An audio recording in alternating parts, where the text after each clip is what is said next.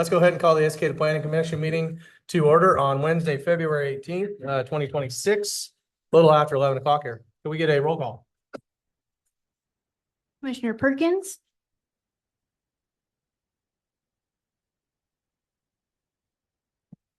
I think she's online.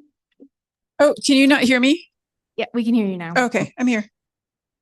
Commissioner Carpenter, Here. Commissioner Stahl, Here. Chair Wheeler, Here. Commissioner Eisenberger. Here. And then Commissioner Spence and Tucker are absent. Okay. Looks like we have a quorum, so we can conduct official business here.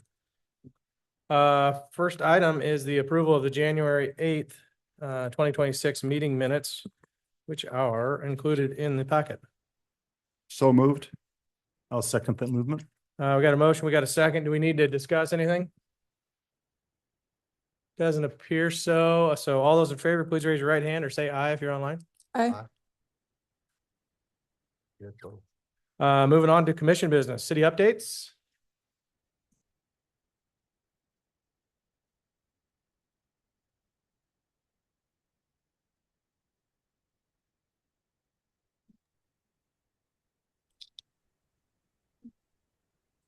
I stopped being able to hear audio. Can you hear it now? Oh, yep. Sorry. We weren't talking for a second. Oh, okay. I don't know why that picture, it looks so odd.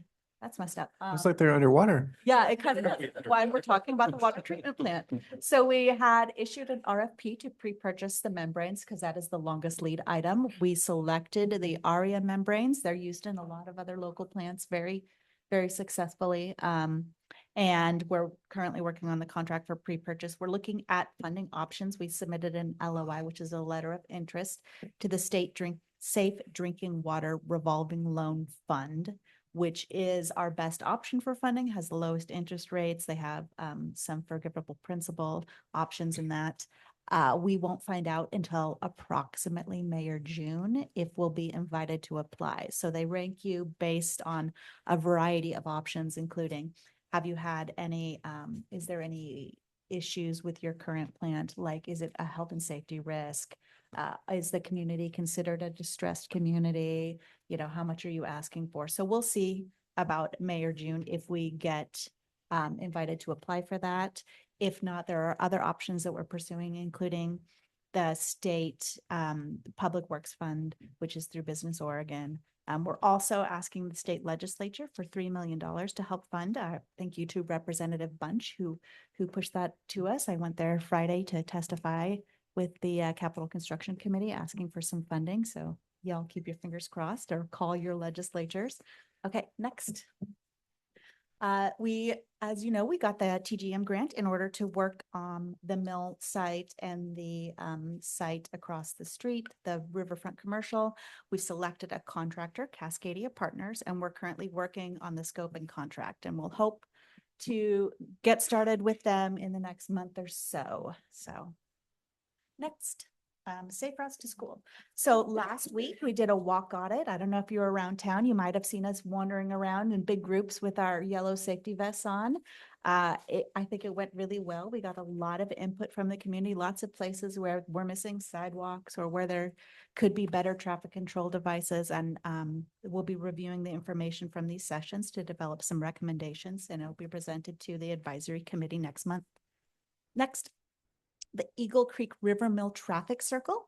We had received about $790,000 in grant support from Community Development Block Grant Disaster Recovery, which is related to the Labor Day fires. So if you know, the Eagle Creek River Mill intersection is on our evacuation route.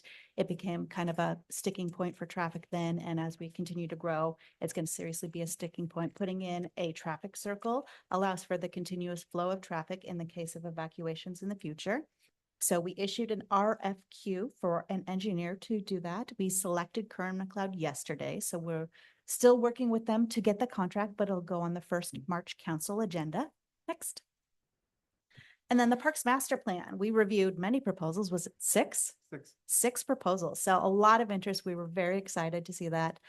They selected Greenworks. We're still in contract negotiations. And then we plan on starting work in March on that. So we'll move forward, and I'm sure there will be some people here on the planning commission who might want to serve on the advisory committee for that work, because I know you all are very passionate about our parks. And that's all I have. Thank you.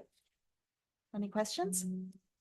The grants that we're getting for the mill area and the money for that, does that lock in the zoning at all, or do we still have latitude to adjust some of the? Yeah, so the funding pays for the contractor to do the planning with us.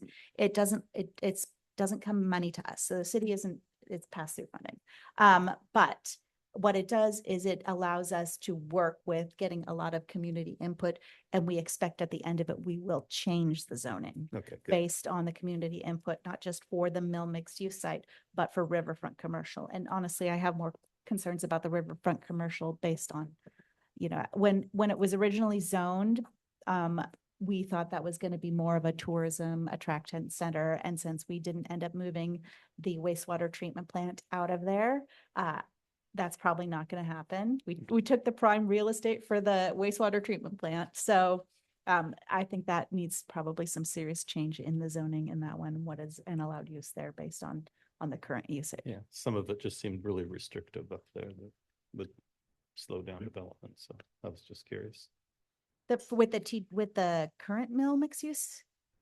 That's a different topic. but Oh, yeah, there okay. was a I was couple things gonna in say, there. because that's one of the most flexible, Oh, good. yeah, one of the most flexible allowed uses in the city, so. Okay.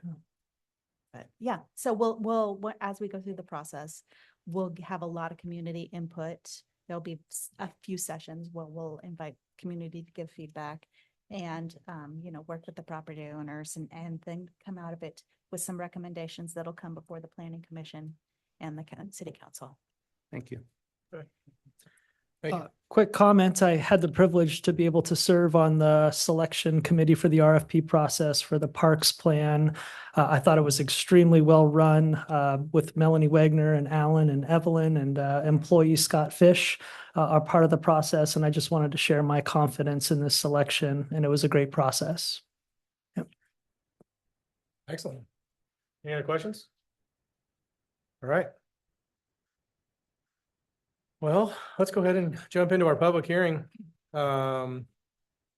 We have one item on the docket today, subdivision 2025-04-S, Bonnie Meadows modification. So Alan, if you want to go ahead and take it away with our staff report, All right. we'll go Yeah, ahead I and will. do that. Oh, hang on, just because we have some new Okay. faces here. Yep. We'll go through the staff report. I'll have an opportunity for us to ask some questions.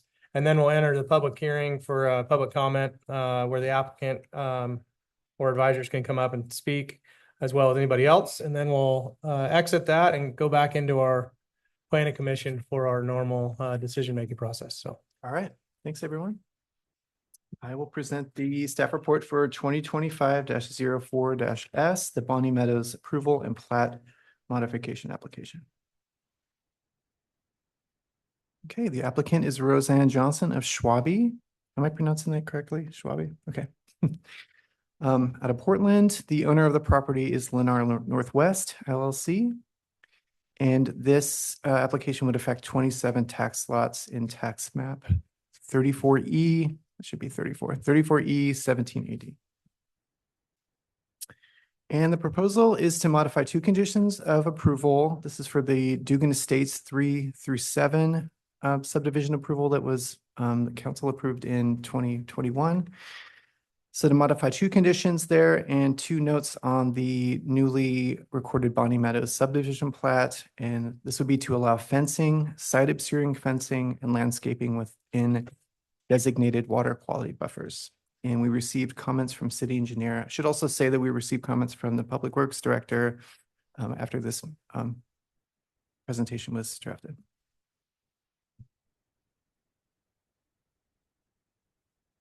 And zoning and nearby uses, you can see here, or maybe you can't see so well, but so the pale yellow is our low density residential zone, and the cross-hatched orange and yellow zone is our North City residential.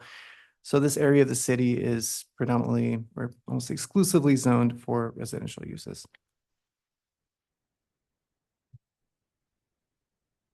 And here is an aerial photo from 2025.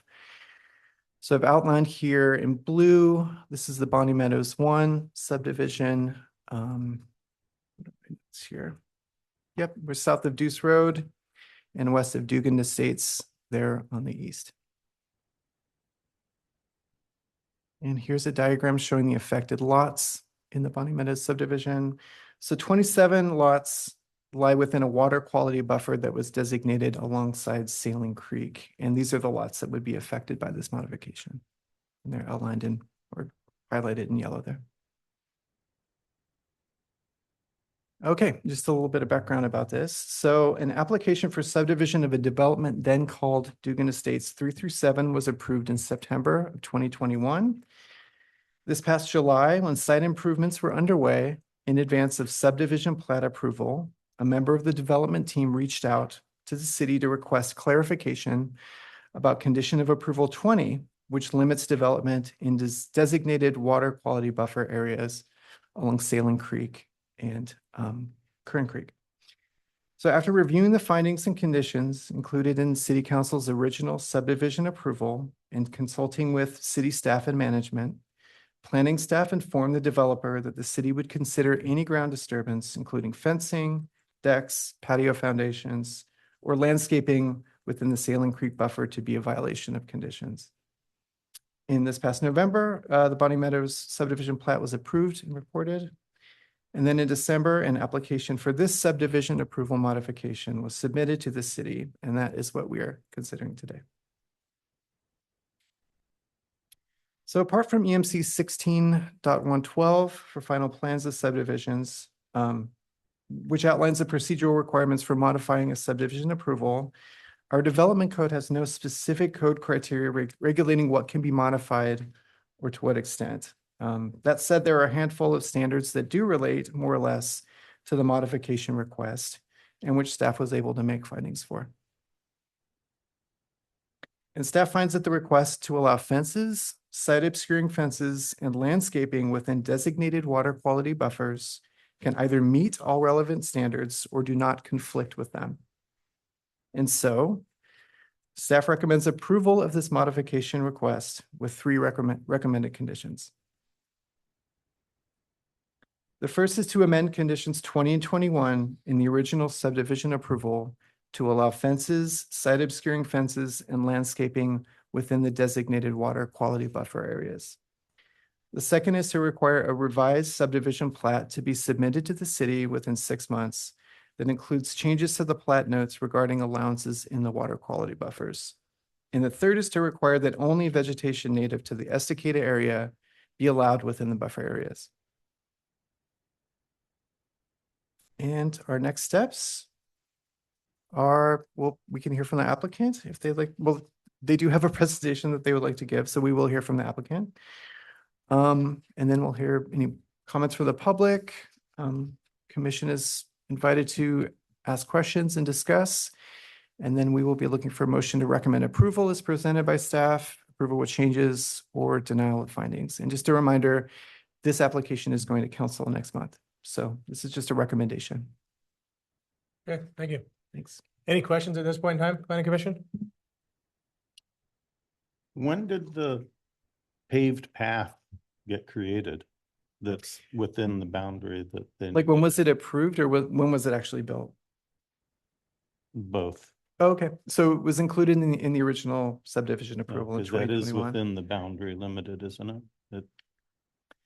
Yes, it runs alongside the south of the, Mm. so within the buffer area, and it is on the south edge of it between the buffer area and the creek. And then it was built in, I believe, this past summer. But that was approved by the city Yes, within the area. yes. But was the grading and the actual construction of this, how did the grading and what this actually looks like get approved? I guess that would be a question for Don. The grading and construction, did that go through you? Yes, the grading permit got approved through me, Kurt McLeod, our engineer, and me. Okay, and that was this past year. And that included the path. Do you have a good picture somewhere embedded in here that kind of explains this a little bit better? There's some peppered through here. Yeah, let me see if I can. And the site plan that Lennar, that's included with the Lennar, stamp on the bottom.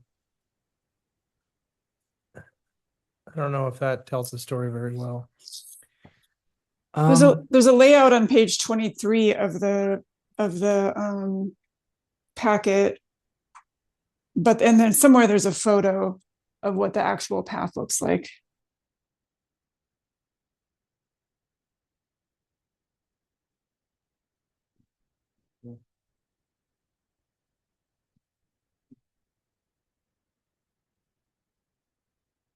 Evelyn, are there tissues over there? I'm gonna step out really quick. Oh, there's some here. Never mind.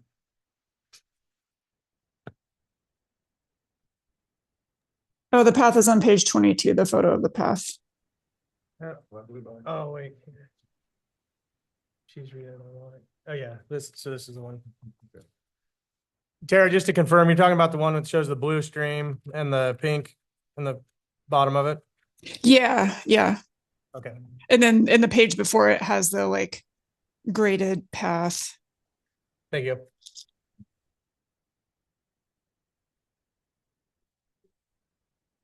Ben, is that what you were looking for? Or were you looking for more of kind of an aerial, like a kind of a full site?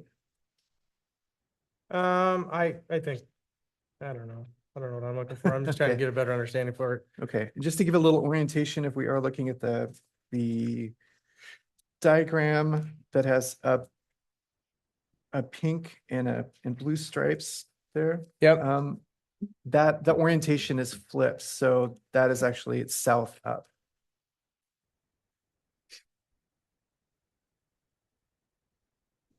So where is the pathway in relation, The opposite side of The it. pathway would be at the top there.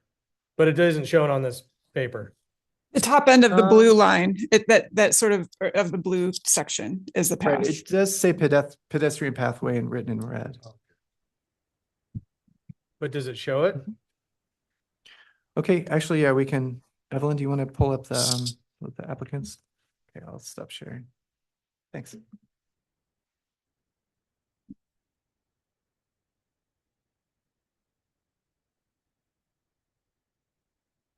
It's what the, on the other side upstream they did. They're just-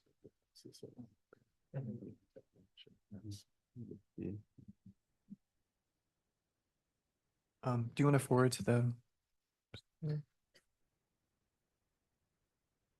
Okay, there we go. And west. And so as we're looking at this, the pathway is then on the north side or the south side of this blue line, is that correct? yes, And the pathway is within the 50-foot buffer. If you look closely in the green field, you can see little signs. They're about 20 feet from the path and that's where the boundary should have been without development. The pathway is basically halfway between where the patio ends and the creek. It's midway through the buffer zone. Gotcha.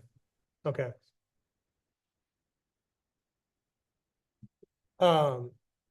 Planning Commission, is there any questions at this point in time? It seems like it might be advantageous to have the applicant come up and speak and kind of explain a little bit further.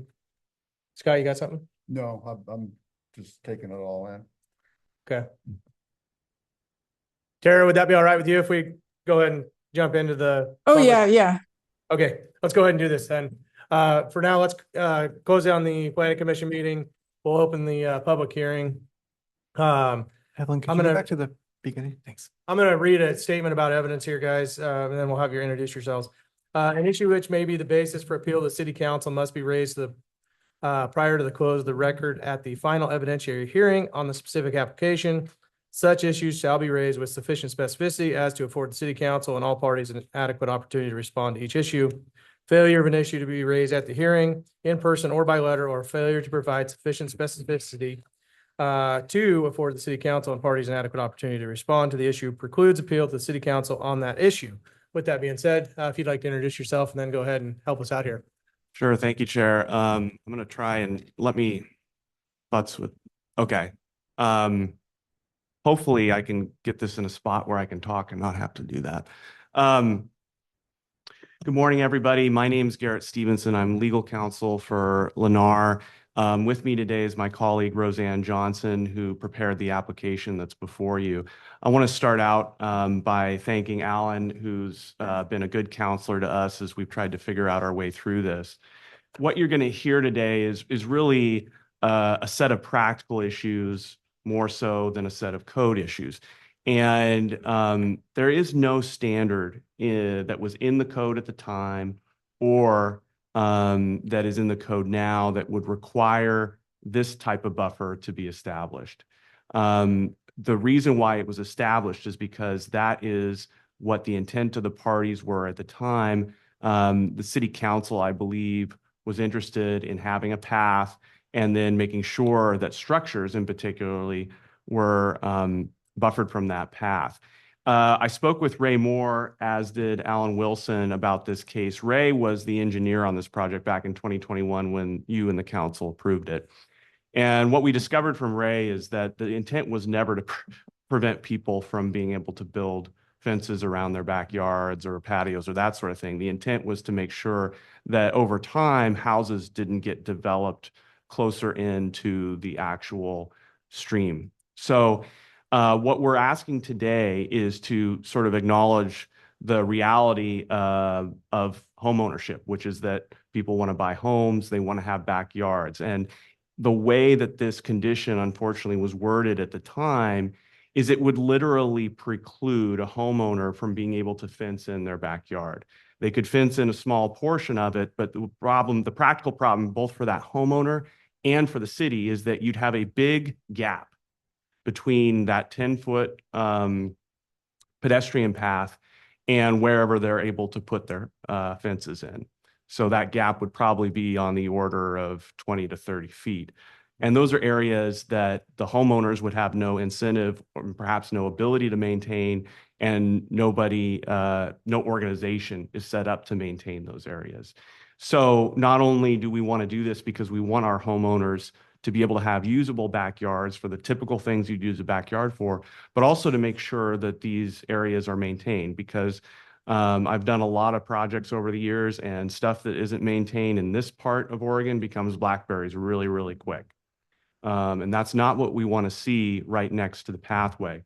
To give you a little bit of context before I turn it over to Roseanne for our presentation, I'm going to go ahead and read the finding in the original 2021 subdivision approval that provides, I think, some of the reasoning and makes clear that the pedestrian path certainly was not something that we proposed and asked the city to do. It was something the city asked us to do. So it says here, the city council requires the trail to be paved and at least 10 feet wide. As also required is 2 pedestrian crossings, but those requirements are warranted above in the public access way section. Finally, the applicant is proposing a roughly 15,000 square foot future park. Given the need for certain neighborhood amenities, the city council requires this park space included in minimum play structures or some sort of sport court or any other amenities as approved by the city.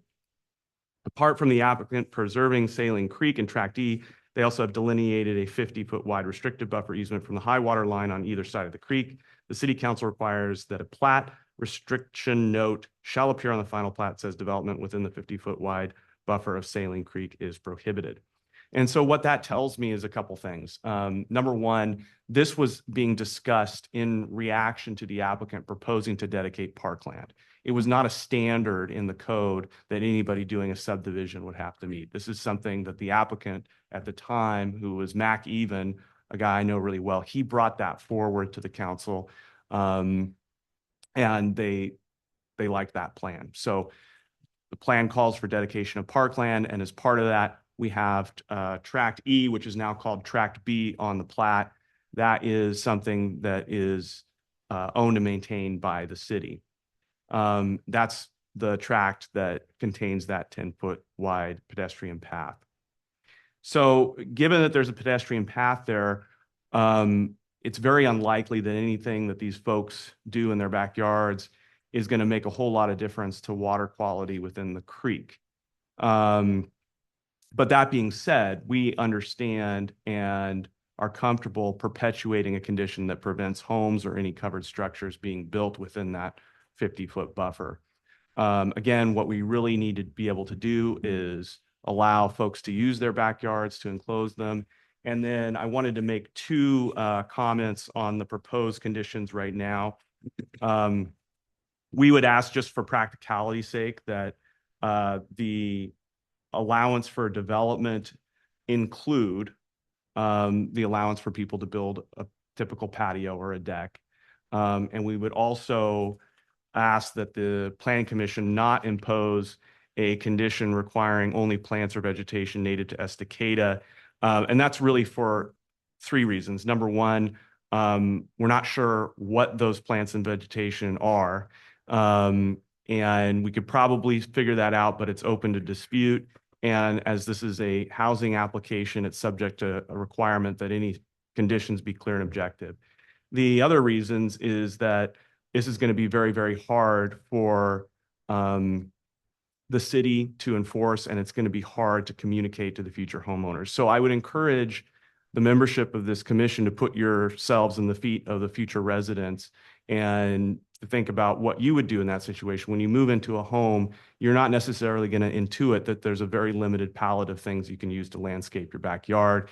And the city is going to have limited tools in its toolbox to enforce this. And while it may be a good idea and it's laudable and I understand the reason for it, I would caution the Planning Commission against imposing any conditions that are difficult for homeowners to understand and execute on, and also difficult for the city to enforce. So with that, I'm going to go ahead and pass it over to Roseanne. But before I do you have any questions of me? So if I understood you right, the path is what you've designated as the park space for the subdivision? There's park space in a different, there's a couple areas of park space. There's actually, and I have to pull up the actual plat map. But south of the creek, there is tract A, which is a park area, and then the pedestrian path along Saline Creek is also part of that parks improvement. The path Mhm. that you're proposing Yeah. to eliminate, basically. Yeah. So what I'm looking at right now is Dugan Estates phases 3 through 7, April 2021. We're not here to talk about what's south of Saline Creek at this point. Our immediate need is to be able to get these homes built, make sure that they've got fences, and then get them ready for sale. We may be back to talk about land south of Saline Creek at some point, but there's a lot of parkland down there as well.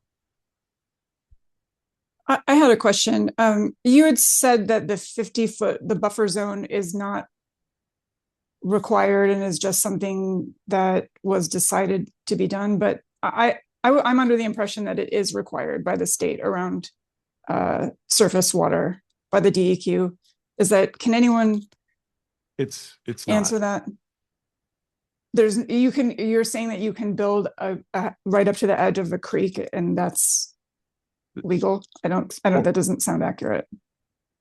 Well, Oregon waters of the state are defined as wetlands, not their riparian areas. And so what you're used to seeing is local governments have code provisions that protect riparian areas. And in fact, Oregon's state planning rules require local governments to look at imposing those restrictions. But the Department of State Lands itself does not prohibit development within areas within a certain distance of wetlands. It prohibits development within wetlands without a removal fill permit. And the reason why that's so is that the basis of Department of State Lands jurisdiction is Section 404 of the Clean Water Act. And Section 404 of the Clean Water Act concerns wetlands and streams. Now, what we typically see in a lot of local governments and sometimes regional governments are requirements to protect vegetated corridors and riparian areas. And that is certainly the case if you're, say, in a jurisdiction that's subject to clean water services out on the west side. It's the case in a lot of other cities that have specific requirements that prohibit development within a delineated riparian area. But I'm not aware of any code in Estacada that requires that. It may be something that the Planning Commission wants to take up as a legislative matter. But none of the subdivision standards require it. And I don't think that there is any particular overlay zone that requires that in this instance. And that's probably why they discuss this as a finding in response to the park dedication. If I may add something. Mhm. So in the North City Residential Terra, there is a requirement that that a 70 feet buffer area be respected. Just no development is allowed within 70 feet of Kern Creek. That's in the North City Residential Zone, but it's not in the R1 zone, which is where we're talking about. That's Okay. helpful. I thought it was at the state level. I thought the erosion sediment control I applied to creeks and Erosion streams. control does apply to creeks, but it doesn't prohibit development within a certain distance of a delineated wetland. Erosion control comes through a 1200C permit, which is lucky for us, a different section of the Clean Water Act. That's section 401. And what erosion control says is that if you're doing development, you got to make sure that you're putting straw and wattles and silt fences down so that when you're moving dirt, that dirt does not erode into the creek. But that's a fundamentally different question than limiting development within a specific distance of a delineated wetland or a waterway. So you're right. We do have to address erosion control under our 1200C permit to make sure that we're not getting any dirt into the creek when we're developing. Okay. And the park land that's developed or that's dedicated, you're saying that is including this buffer zone and the other lot, which is kind of a little swamp. No, nothing's proposed to be developed in terms of an actual park in either of these places. Is that right? There's no playground. There's nothing like that. It's just it's kind of a swampy area that will be open. I don't think that's right either. That is correct. It's That an is open correct. space. It will not be developed as a park. Well, are we Able talking to be about developed. tract B? Because it says here, the city council requires space. We're talking about Park-based Bonnie zone. Meadows too. So Okay. I think we're getting ahead. Yeah, so let me step back. There will be certain phases that require park improvements. With respect to this tract, it's a linear tract. In other words, it's land that has been designated on the plat and then sold to the city, or in this case, dedicated to the city. Lennar doesn't own it. And within that tract is this 10-foot wide pedestrian path. That tract is a certain length or certain width, but what we're talking about is not that tract. The 50-foot no development buffer extends beyond that tract. And that's what Alan was describing when he was showing you that picture. And so we're not proposing to do anything with tract B, which used to be referred to as tract E in 2021. That is a tract that the city owns. We're not touching that tract. What we're trying to do is make sure that future residents are able to, make reasonable use of their backyards outside of that tract, but within this 50-foot buffer area. Can I ask my question I asked earlier? Do you have a good map of this? Because we're kind of talking in circles Yeah. here and So there's overlays and pathways and none of it shows up on a map that Yeah. actually tells us what we're deciding here. well, that's the next stage of our presentation. So I'll It- hand okay. I'll hand it over to Roseanne. We're ready. Yeah. All right, good morning, Chair Wheeler, Vice Chair Stahl, and planning commissioners and other affiliated planning commission attendees. Thank you also, Ellen, for your correspondence over the last couple of months, and we appreciate the collaboration. So I'm going to move this. If you can advance the slide, I want to get to Chair Wheeler's questions. One more, sorry. All right, so this is a site map of essentially the entire future phases to the south of the red outline. But what we're talking about is the 27 lots that are highlighted on the top of this sheet here, the site plan. So next page or next slide. So we've been talking a lot about, where is this private buffer versus public buffer? Where is the path? So tract B, because the plat for phases 1 and 2 was recorded first, within the overall approval of Dugan Estates, which is now called Bonnie Meadows. This first plat recording of the first phases, essentially, I believe tract B became renamed. It used to be, when it was overarching all phases together, the land use approval called it tract E. There is still tract E in future phases, which is where the park dedication is. Okay, but we're talking about the phases that have been recorded. And so tract B is the name of that tract, and that has the public buffer and the pathway on it. And then the private buffer continues to extend to the hatched line that runs east-west. So like someone was saying earlier, the private buffer area does extend onto private property, approximately, depending on the lot, 20 to 25, 30 feet, maybe in some instances. Next page. So I can explain this site plan, and then we do have another photo that's helpful as well. So this is reversed. So as you're looking at this site map, up is south, okay? So the creek is going to be like off the page where those topography lines are. And the path is just south of just below those topography lines.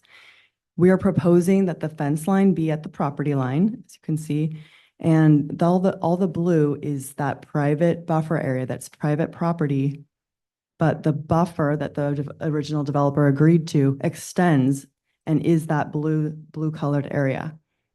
And under the current conditions, this is the pragmatic problem. Under the current conditions, the fence would be allowed only where you see the lowest point of the blue. So where it says currently allowed fence line under current conditions on the right of this site plan, that was the generation of this land use modification. That's what triggered this, is that the developer, the builder actually realized this is where they could build their fence, and so reached out for clarification to the city. And here we are. So next slide. Actually, before we get here, you can go back. Chair Wheeler, does that help answer your questions? No, Okay. like So I don't know why it's so hard to put the pathway on this for every single one of the 27 lots, because I'm a builder, and this is something that I would go through and figure out Mhm. before we get to this point. And so that I got to take myself out of that mindset and be like, okay, just give me the facts. And I'm confused, and I deal with this stuff on a daily. So I don't understand why it's so hard to just give me 27 lots, show where the path is, and then say, okay, it's a net loss or a net gain of, here, I'll do quick math for you. 5,200 square feet, a little over an acre of ground by the time you go across east to west. That the homeowners individually, 1/27 of that, they're gaining. The city and everybody else that has the use of that path is losing. So that's what I'm trying to figure out, is who's winning, who's losing here? So I think that the intention all along was for the private property lines to be at the edge of the blue. That was never in dispute. The path runs right alongside the private property line. So if you go back to the picture, So the pathway Yes. is not So on the lot. the pathway is not on the lot. The pathway is in the public, is dedicated to the city of Estacada. They own it, okay? It's been recorded that way. Okay, perfect. And the pink stake is where the private property starts. And that, I assume those are pink stakes that are running along. the Correct, right edge of yes. Yes, and Okay. it's not perfectly straight, right? It's fair enough. because the creek is not perfectly straight. that. So Perfect. the path meanders, and it's nice. So the stakes also are not perfectly straight because they follow the edge of the path in relationship to the private property line. Guess almost sounds like the question is, do you want the fence right up against the pathway? Or do you want, like, 4 feet division between the pathway and the walkway running all the way around these properties? So they could actually reset it in 4 feet or 5 feet, something like that. So they can use most of their backyard while losing a little bit to this. Okay. Yes, Mike?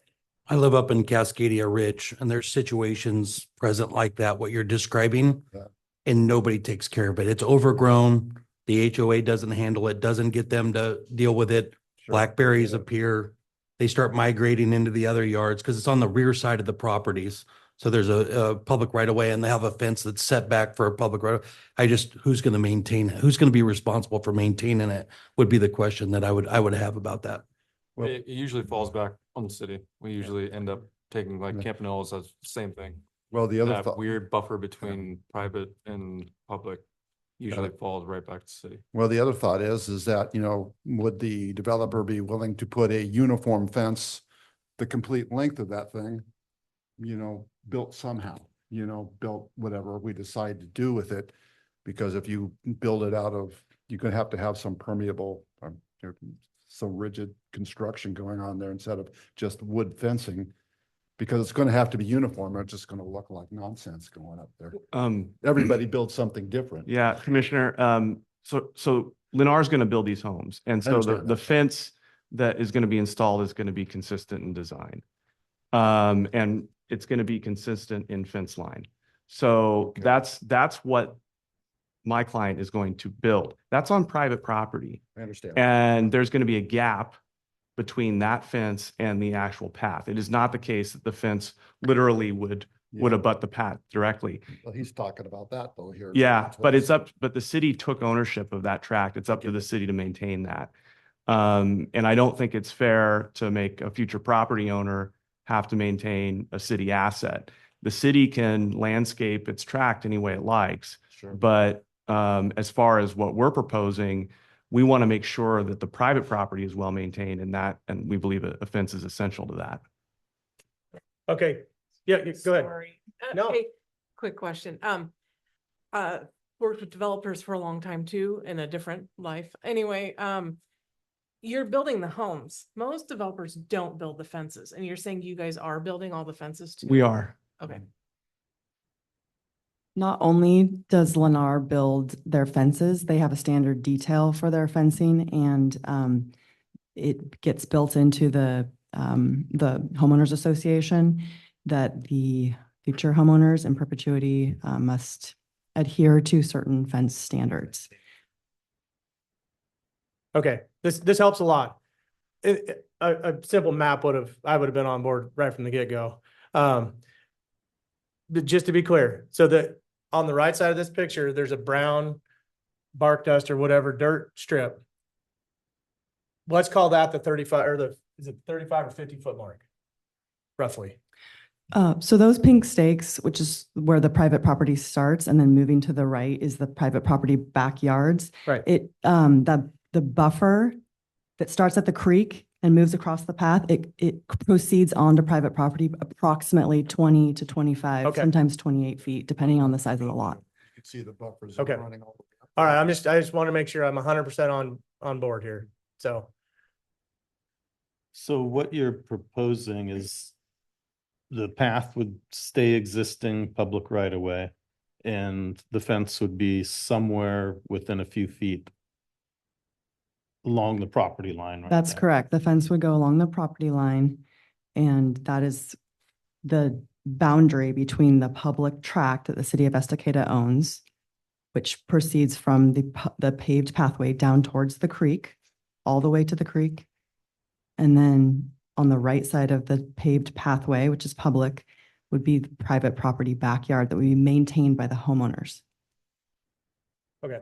I would be more concerned about the water runoff and everything, but it seems the damage has already been done by building the path. That's almost a berm that's gonna make the water go otherwise, instead of going to what used to be kind of a floodplain. That whole area used to get kind of swampy in heavy rains. It seems, are they planning a path on the other side? I noticed up the hill, there is a path starting down and the fences are right along the path. And it's a natural area. So my understanding, Commissioner, Yeah. and you raise a really good issue. It was actually something that Roseanne and I were talking about before the meeting. My understanding is that there's going to be one path along Saline Creek. I don't know if there's going to be another, is there going to be another path on the other side of the creek? Okay. We can address that. We've Oh, I'm worked sorry. with, no, it's all right. Um, Oh, yeah, go ahead. I just got a note that we do have a path on the other side of the creek from my client. So the wonders of the smartwatch. But what I really wanted to talk about is this dissonance between the 10-foot wide path, which is obviously impermeable and it's going to create runoff, and the concept of a water quality buffer. And I think what has happened here is that there's been, back in 2021, there was kind of an everything bagel approach to this, where we want a park and we want a path, but we also want water quality, and not all of those things are consistent. And you've highlighted that really, really well. I'm not a scientist, but I can tell you that allowing a fence and allowing people to have patios and so forth is not going to move the needle on water quality here, because all of that has to be either treated or gone through a specific discharge point. Under Oregon law, we can't just allow sheet flow off of development projects to go into creeks.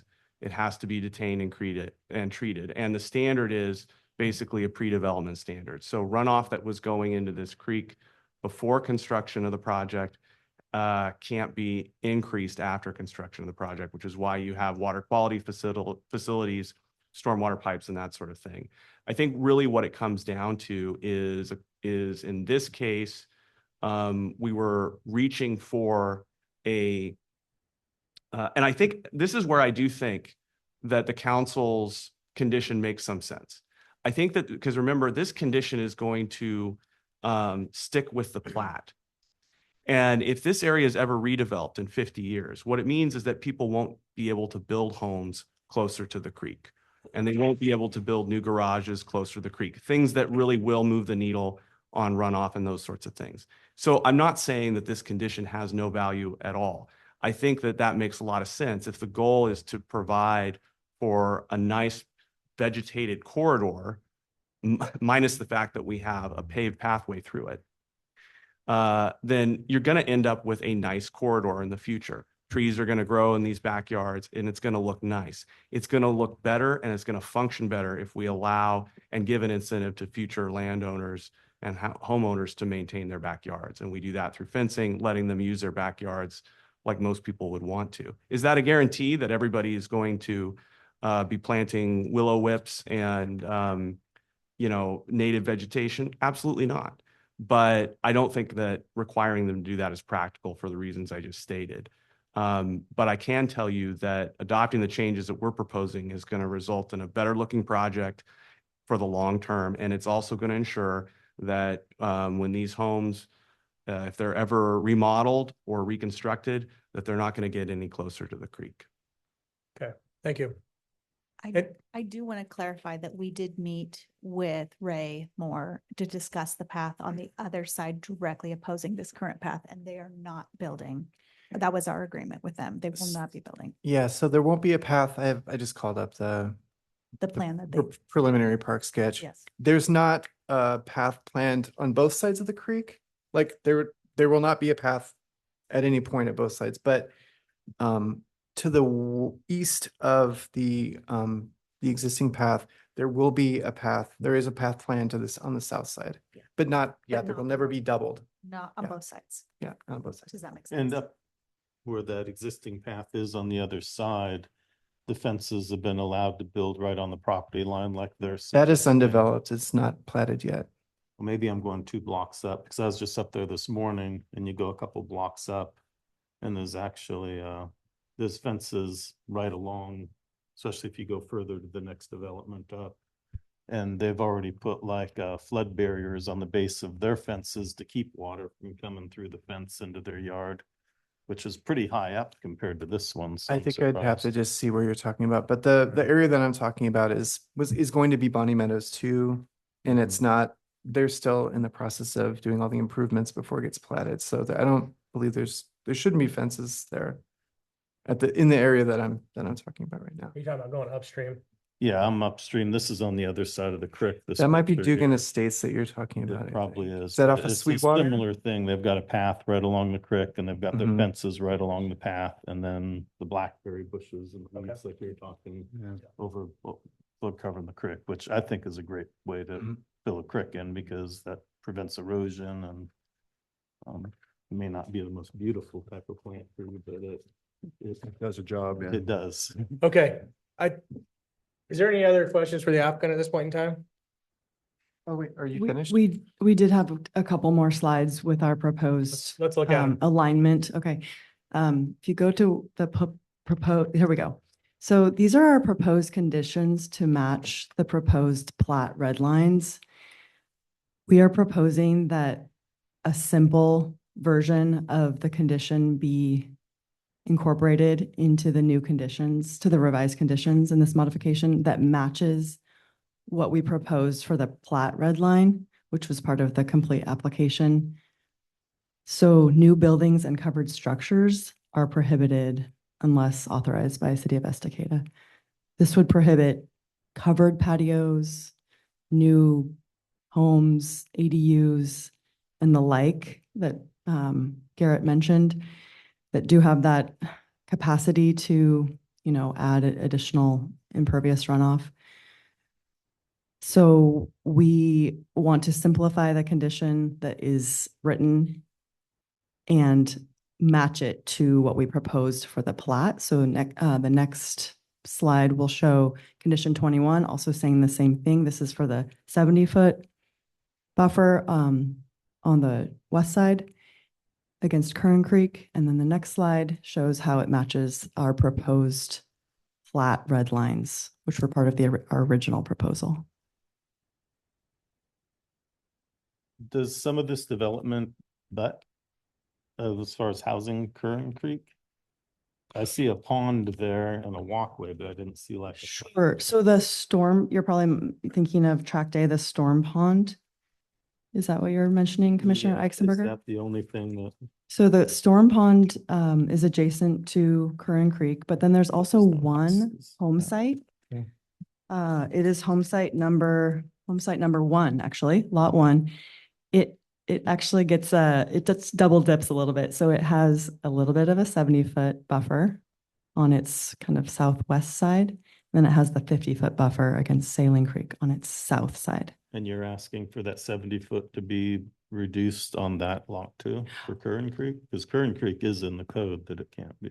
Oh, so but that's in the NCR zone. As Planner Wilson pointed out, this is the R1 zone, and so that 70-foot water quality buffer doesn't apply. But during the development 4 or 5 years ago, there was discussion about the intent to honor a 70-foot buffer against Kern Creek, despite the fact that it's not codified to require that.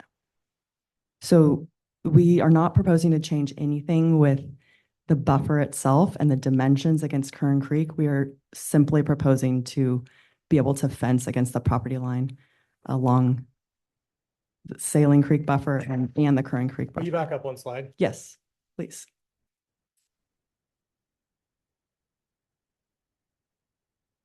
Mike?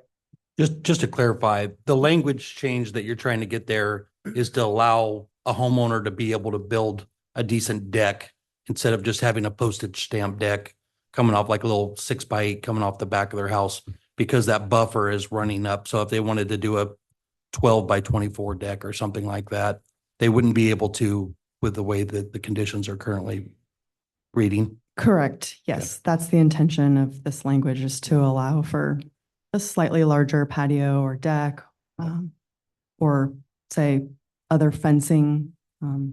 The deck doesn't concern me at all. It's the landscaping, because landscaping implies that you can change how the water is affected in and out of the creek. So the deck is, I mean, yeah, everyone wants a good deck, but as far as allowing landscaping in that buffer area, you're allowing people to change the topography, that how the water flows through, whether it kind of sits there and soaks into the ground or just flows into the neighbors right on the other side of that creek. Yeah, I mean, so there's two answers I'd have to that. Well, three. Answer number one is, again, these lots all have a drainage and erosion control plan for them to make sure that, you know, really no matter what folks do with the lot, that they're still able to meet the slopes 5 drainage standard, which is what they're designed to do. The second thing is, you know, you're sussing out all of the practical issues that that we were sort of wrestling with on this. And the fact of the matter is, people are going to landscape over time how they want to landscape. And I would really discourage the Planning Commission for trying to perpetuate a restriction that 10 years from now, this Planning Commission's probably not going to be aware of, and neither is the landowner. It's just a practical problem. And that leads me to my third response, is that there are no landscaping requirements like this in the code. If the Planning Commission were to adopt a buffer standard in the code, and that would apply in the R1 zone, and a well thought out list of landscaping requirements within that, typically that would go through a code writing exercise where you'd have testimony from people who understand the landscaping, testimony from homeowners, some public input and that sort of thing. And I would just caution the Planning Commission against trying to do that ad hoc here, because it's not going to have been submitted to that process. But also, for the life of me, it's hard enough for cities to enforce fence standards. You got to get a permit if you go above 6 feet, but how can you eyeball that from the street? There's a number of things that the city has on its books, and any city has on its books, and some are harder to enforce than others. But landscaping is something that is extraordinarily difficult for cities to enforce long term. And I'm not trying to say, hey, we don't want to comply with a landscaping standard. I'm just saying it's hard to ensure that compliance going forward. And it's really hard for the city to ensure compliance with that without some sort of code program to do that. Any other questions? Yeah, sorry. Go ahead. Okay, so on the landscape, I am gonna bring up landscaping, sorry, but the native plant, are you guys as your company planting anything in this development? This might be a Yes. good question for Vitaly. I know that they are. I don't know exactly what they're planting. Yeah, so this is Vitaly Manilov, who is representative from Lennar, and he would be better situated to that question. Could you please go a slide back, actually, to the picture? I can just explain it faster. So just to recap, this is the property line. So this is where we're proposing to put the fence. And as you can see, there's a little drainage swale here that the contractor added. It was on the approved plan set. And then if you would face the other way, they actually added the same swale on the other lots. And that's to capture all of this lot runoff so that it's not going into the creek. And I think that holds to the original intent of that buffer, was to protect the water quality of that creek. So this swale here, we can fill with river rock, and that will essentially capture all this lot runoff and direct it to the stormwater facility. And the plan for landscaping that is still open for, well, I'm not sure exactly what it is. It might be just hydroseeded or sod or bark, but definitely open to your comments as to what you would suggest for that. Well, I have, oh, go ahead. They have the proposed park that is further down in the other lot, and we have worked with them to develop a plan for plants for that space. So they do have a planting list, which is not on yeah. this site specifically, but was within the development. Because there is fish in the creeks, and as PG, we protect the fish and all that. So I can see the swell now that you've pointed, or the dip now that you pointed it out. But homeowners, yeah, they can plant, they're gonna plant what they want. But if you guys had to plant something, I guess I would feel like it should stay native to our region because that's a huge fight and it does affect fish and wildlife around here. So that's all. Sorry. Sounds great. And also just for a visual, there's going to be a bridge crossing that goes right over here on this side of that wooded area. And the same pathway will be installed on this other side. Think the Just, yeah. bridge crossings, right? Yeah, I think it's. This side. Yeah. Okay. Okay, got it. All right. So one last comment, because I want to make sure I get this on the record. There's a fundamental difference about where we put a requirement for native vegetation planting. If you, yeah, so if you wanted to do that, I would encourage the planning commission, if it's going to impose that condition, impose it on this decision. Do not put it on the plat note, because again, it's going to be very, very difficult for future owners to be able to comply with that. And I don't think that there's going to be any resources for the city to enforce it. So that's a little bit of a distinction, but Lennar, to your point, could plant certain native vegetation back there. That could be enforced through a condition on this particular decision, but I would not recommend putting it actually on the subdivision plat. Okay.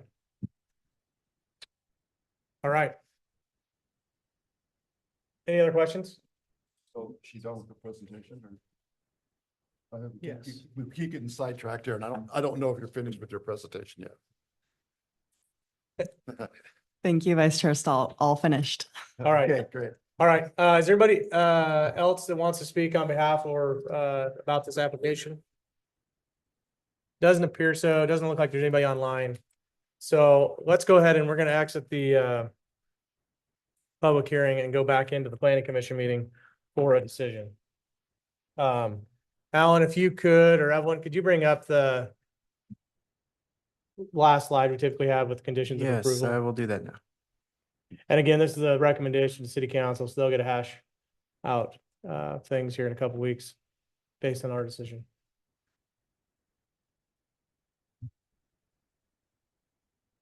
There we go. We need a motion, we need a decision, or a motion and a second, and then we can discuss again if need be. Let's go back to the original conditions of this thing. Can we, Oh, the conditions that Mhm. planning staff is Yeah, recommending? yeah. Yeah, sure. the original conditions, please? Thank you.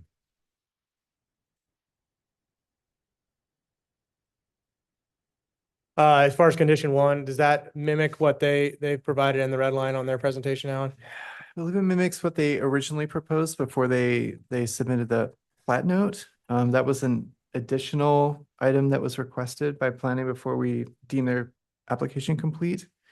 So the wording is originally what they had requested. Okay. But is not what they brought up. They're- in their presentation. They're now asking for also to be able to build patios and fences. Yes, or structures. Structures. In addition, in the staff one is saying you can build fences and landscape, but you cannot build decks, patios, whatever.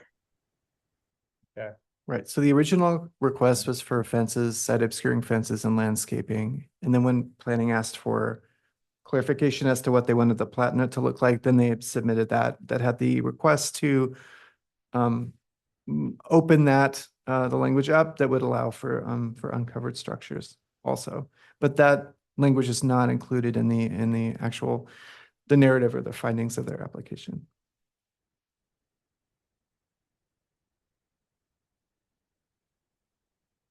Okay.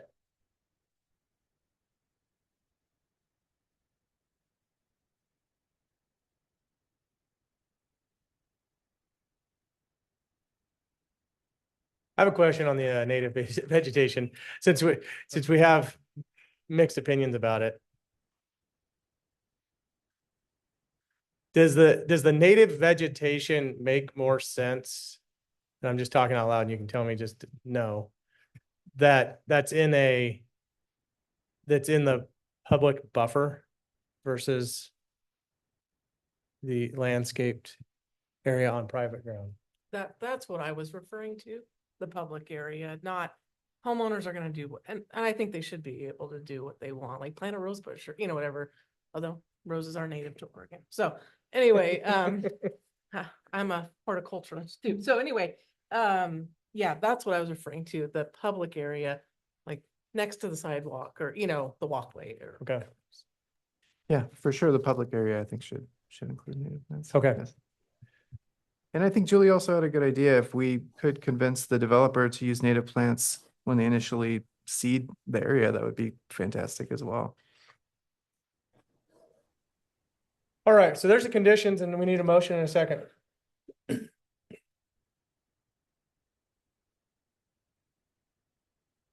Very many people talking about it, because we're still thinking about it.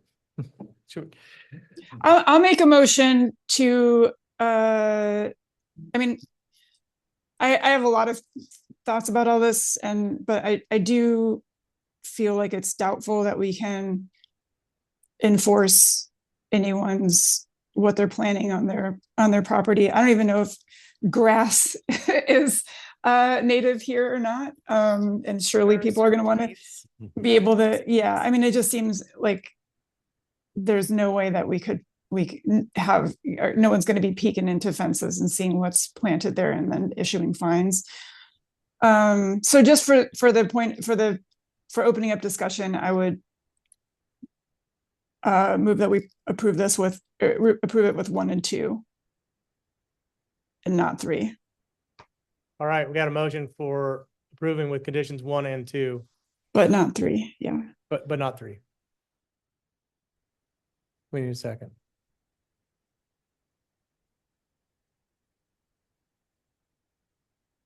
I'm a no. If it isn't second, it dies.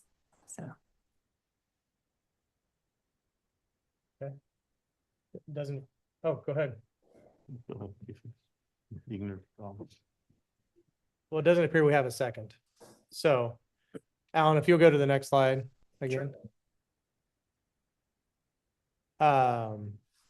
We can deny as a motion. So I'll put that out there. Can you go forward one more slide? Forward? Yeah. I think that's it. Oh, no, That- no, it's that not. one. Sorry. That's fine.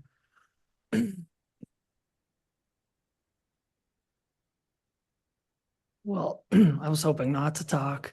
I struggle with the approval of this, although I was hoping to be the only no vote and it moved on. But my fundamental issue with this is this was approved by a planning commission that had a 50-foot setback.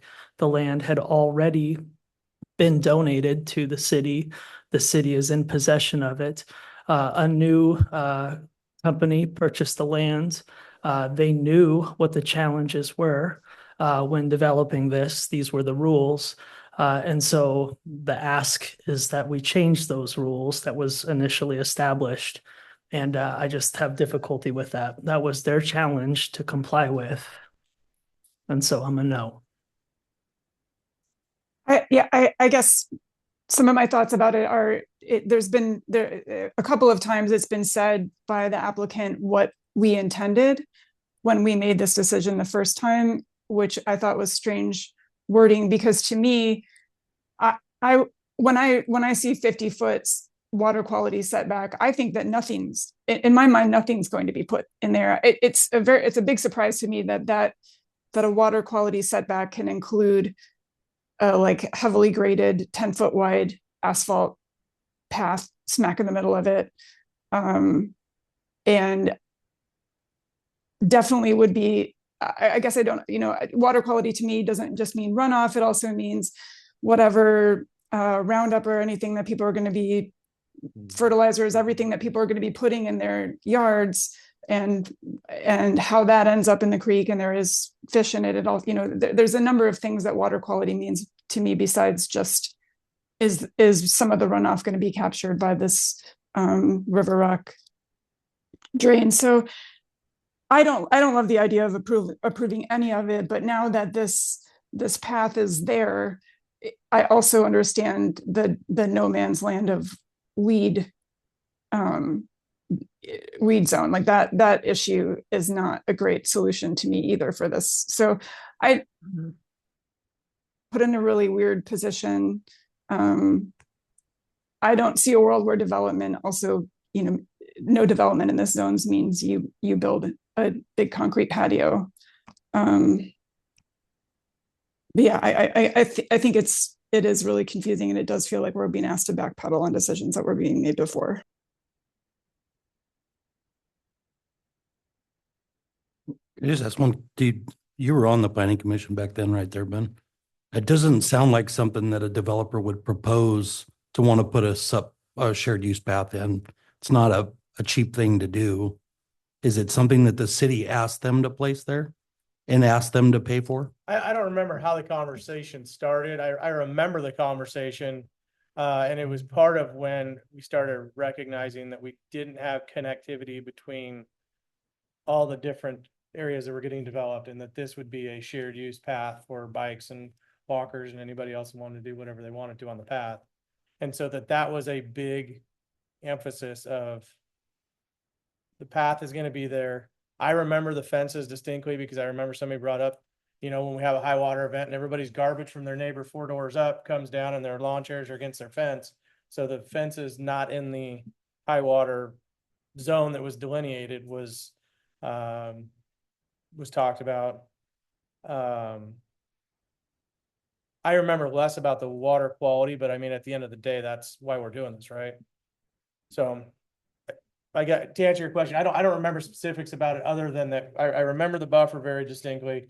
I remember that the shared use path was part of the parks and where we're morphing that conversation outside of this meeting.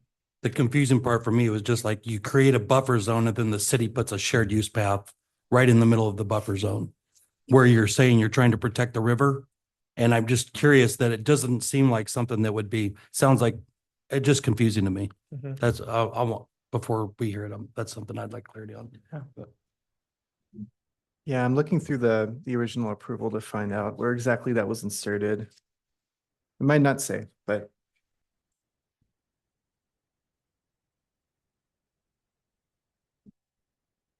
Well, Alan's looking that up. Don, from the high water event we had in December, what did it look like in this particular location? Because I know there's some other concerns in that part of town. Flooded. All the ponds flooded, everything flooded.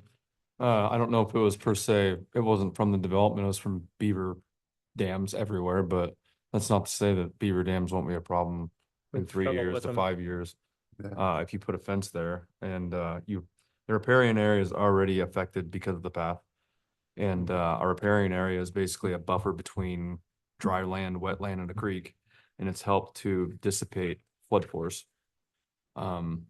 It's hard because we stuck a path there. Like one of you guys said, but they put a berm.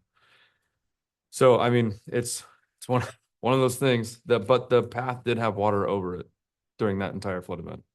So it didn't matter what was in its path, the flood went where it went, and that's what happened. Is it an actual delineated floodplain? I don't know. I do know that it flooded when the beavers came through that entire basin.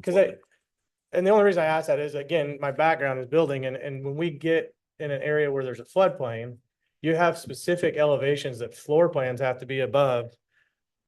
The floor, the finished floor of the house has to be above. You can't move dirt within the floodplain. You can't do all these different things because if you move 10 yards of dirt on your property, it conceivably either raises or lowers that entire floodplain for the entire area. And so I don't want to say fast and loose, but that's kind of the best term. Like, it seems like we're a little fast and loose on our requirements on that. And who's the dictating body by that? Because it goes beyond the buffer, it goes beyond fences and all this stuff, because ultimately I don't want egg on my face in 5 years when we have another event like we did in December, that everybody brings their houses in and the dirt just gets pushed back towards the creek, everything gets raised up, and now we have 27 houses that have flooded crawl spaces and flooded ductwork and flooded everything. And they go, well, the planning commission approved it on February 18th of 2026, and Ben signed it on a month later. I don't want that. So I have some information. yes. Yeah, so this is on page 20 of the original approval, which is Exhibit 1, about midway through the page.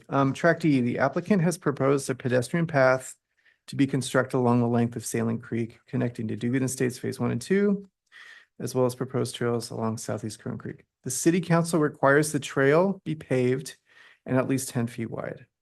So it appears that the applicant proposed the water quality buffer and the path, and then the city council just basically said that it needed to be paved and 10 feet wide.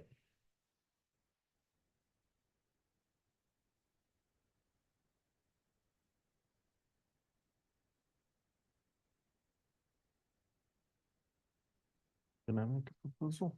Absolutely. I'd like to propose that the wording stay the same except for a 50-foot buffer space. It be moved to a 30-foot buffer space, which would give them an extra 20 feet of backyard, which is, they've already got a little bit of a backyard, but would extend their backyard and still it would give a couple feet beyond the path of runoff area on there. So just changing it from a 50 to a 30-foot buffer space. With the other language staying the But then same. they can build anything. So you're saying they should be able to build anything within those No. other 20 feet because that's what that would, if there's no buffer space, then they can put an ADU in that spot. Yeah, that's a good point. How about 30 feet as well? I'd have to rethink that.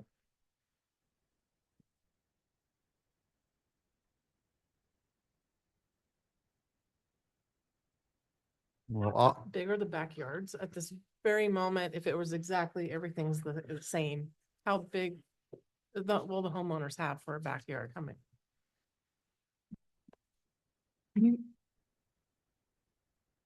That other Could you go to- diagram that you have with the Yeah, with the the blue one- and pink might be better. Yeah, Here, this- Evelyn, the Evelyn, I'm gonna presentation. stop sharing. yeah.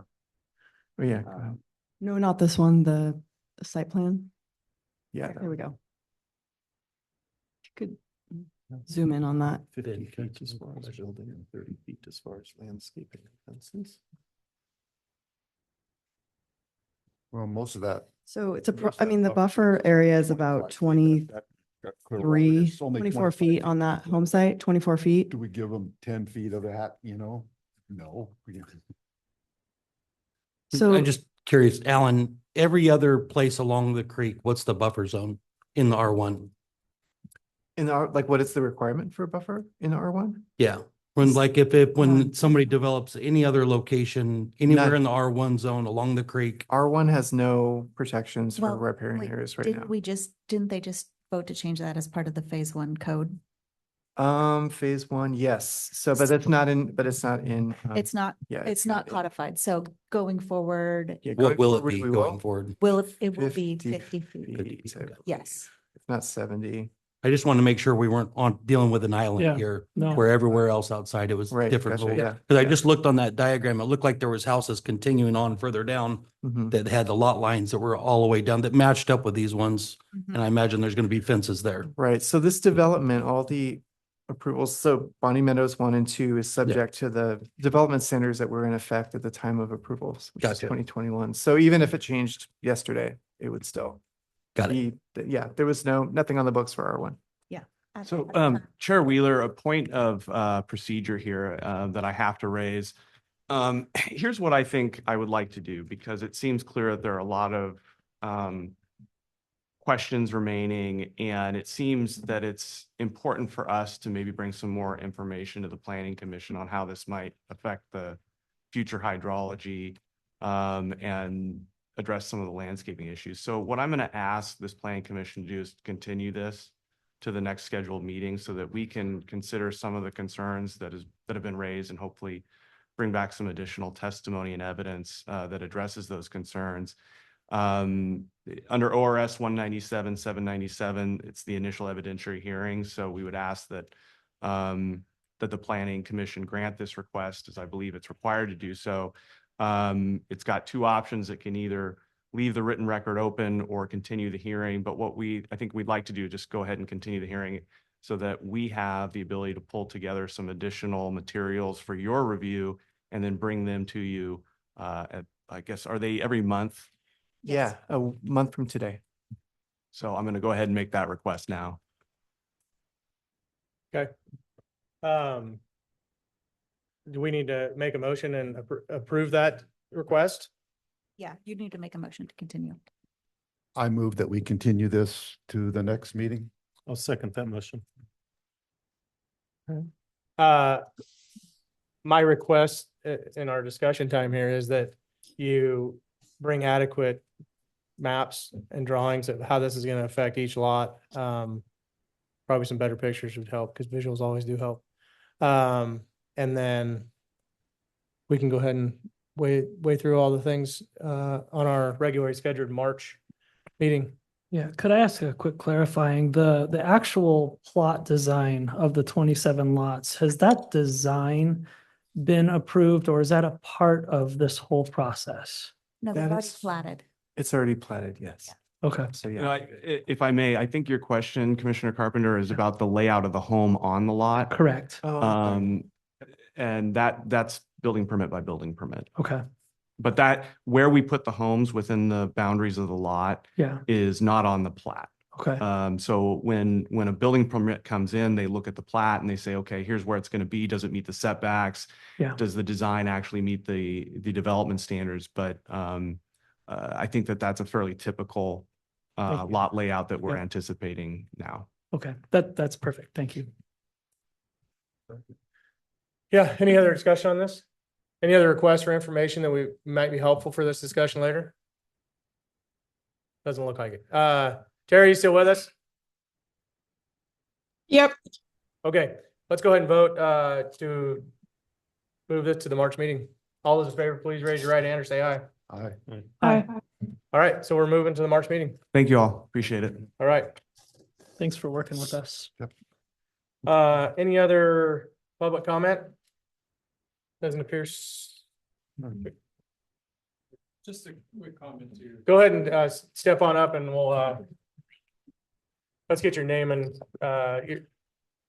My name is Vitaly Manilov. I'm representing Lennar Homes.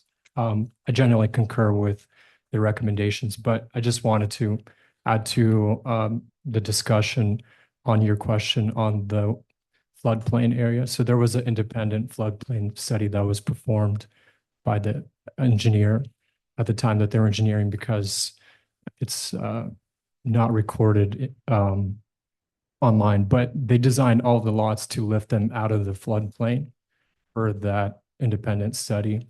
So everything that's approved on the engineering plans should already reflect that. Okay, thank you. Mhm. Any other questions, discussion? Commission comments? Not on this. All right, I have just quick commission comments from our meeting yesterday, our joint session with the EDC. I appreciated that meeting, city putting that together and the EDC group coming together. I think that's a productive discussion that's needed, and look forward to the future of us getting together again and kind of hashing out more details on that particular front. So anybody else? Oh, actually, I should have done this in the beginning.